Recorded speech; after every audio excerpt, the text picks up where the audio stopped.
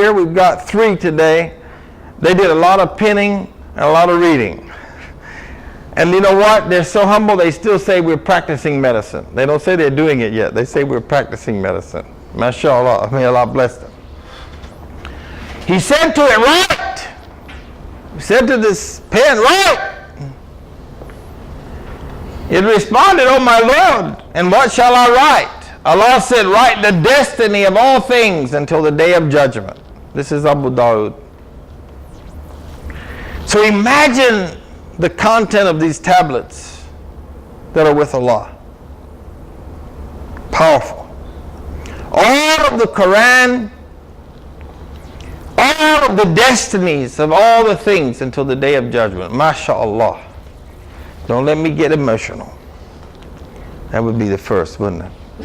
This writing occurred and was preserved on the Lawh al-Mahfuz. You see, I underlined those letters. Therefore, included in the Lawh al-Mahfuz is the text of the Quran. The method of writing and when it occurred is known only to Allah subhanahu wa ta'ala. The fact that the Quran is written in Lawh al-Mahfuz is mentioned in the Quran.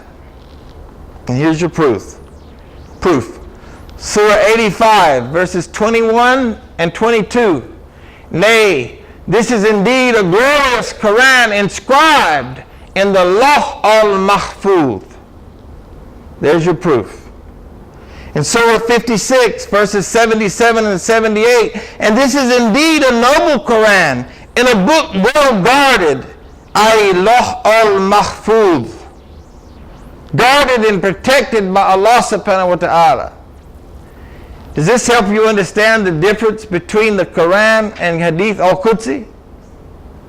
Alhamdulillah.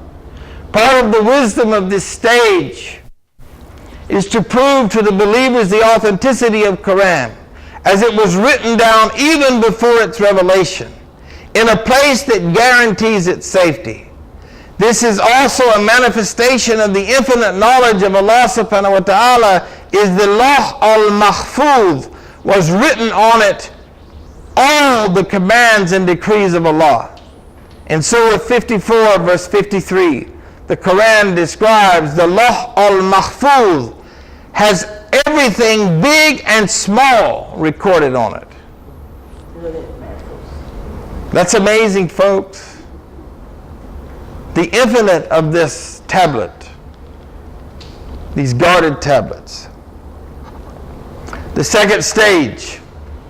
From the Lawh al-Mahfuz, Allah revealed the Quran to the lower heavens in a place called the House of Honor, al-Bayt al-Izzah. And there's an ayn there, so I probably didn't say Izzah very well. There you go. That's my linguist back there that helps me out. MashaAllah. So, that's supposed to say this revelation, not this revelation. That's another, I'm not making new words. This revelation occurred during Ramadan on the night of decree, Laylatul Qadr. In Surah 2, verse 185, the month of Ramadan is the month in which the Quran was revealed.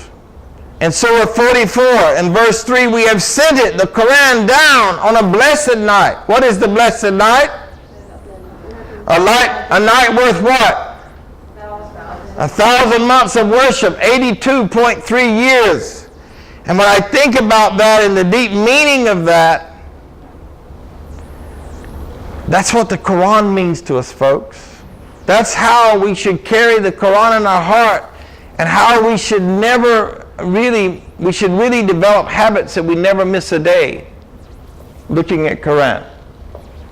That should be one of all of our goals, that we never miss a day without reading at least one page of the Quran, at least one page.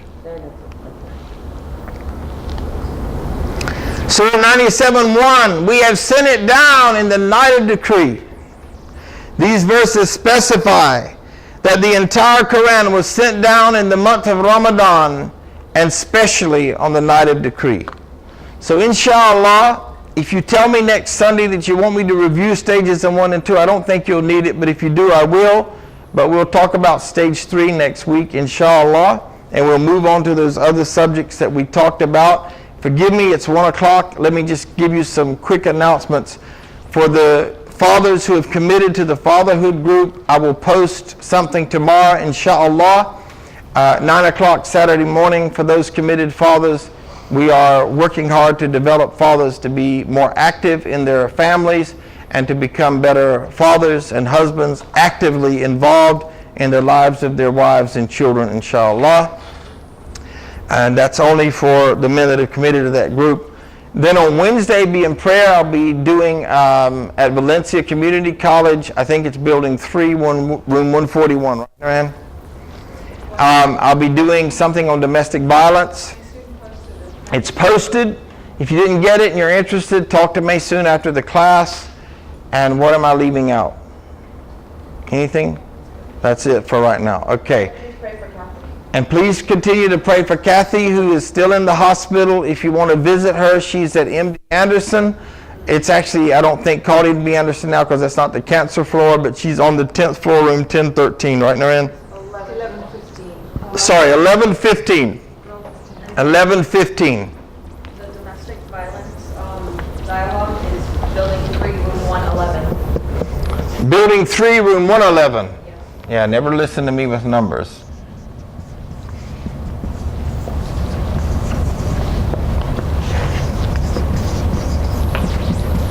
Okay. What time? 5 to 7. 5 to 7. That's this Wednesday, the 30th. And I'm really sort of looking forward to this because it's something that I'm very passionate about teaching.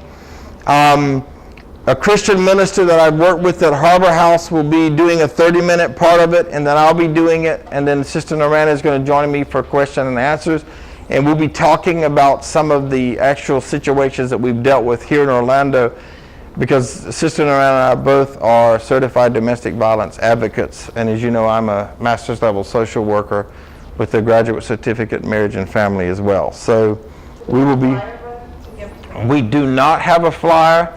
I don't even know if the flyer was, it's on the computer, so if you want to send it out, Naran can send it to you and you can send it out. I posted it to the group, so if you she wanted something to post like and send. Oh, wow. That would have been powerful. No, Valencia has so many campuses. West Campus? West Campus on Kirkman. Yeah. On Kirkman. West Campus, Kirkman.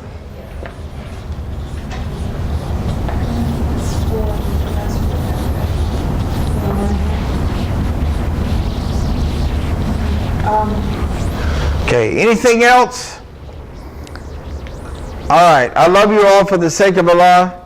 Please forgive me. Any errors that I made today are from me and my own ego and nafs. Anything that's correct, give all the glory and praise to Allah.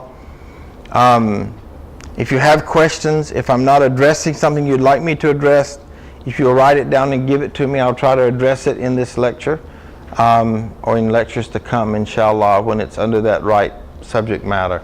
But thank you for being here, and I want to say again, thank you for every dollar that you give this organization, because when you give a dollar to this organization, we are out doing dawah. And that's what we started doing first. We are handing Qur'ans. Our vision is to have a Qur'an in the hands of every American that we speak to. So when we go to events, we give Qur'ans. As a matter of fact, we've got to find out if we'll be able to give them away at Valencia, or if they will have their own. We need to find that out. But typically, wherever we go, we give a Quran to everyone I speak to. So you're helping support that. You're putting the gas in our car so that we can do that.